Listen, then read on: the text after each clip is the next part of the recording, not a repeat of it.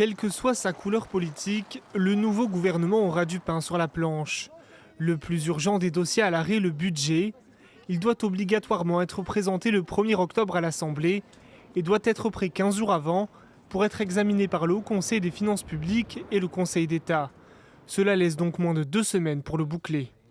Ce 2 septembre marque aussi la rentrée scolaire et avec une ministre démissionnaire, de nombreuses incertitudes perdurent, notamment sur le choc des savoirs voulu par Gabriel Attal, avec la mise en place de groupes de niveau qui se fait en fonction des capacités des établissements.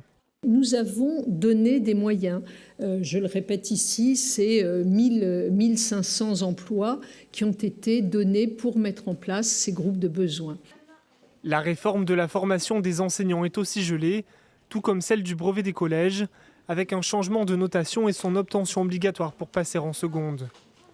Autre dossier majeur à l'arrêt, le projet de loi sur la fin de vie. Après de nombreuses consultations, certaines dispositions avaient été votées, mais pas le texte dans son ensemble. Le rapporteur socialiste du projet a déposé fin juillet une proposition de loi afin que le texte revienne rapidement devant les députés. Reste aussi la question du logement. Face à la crise de l'immobilier, côté vente et location, le gouvernement avait préparé un projet de loi pour favoriser le logement intermédiaire et accélérer la construction. Une proposition de loi Renaissance PS devait aussi permettre une meilleure régulation des meublés touristiques.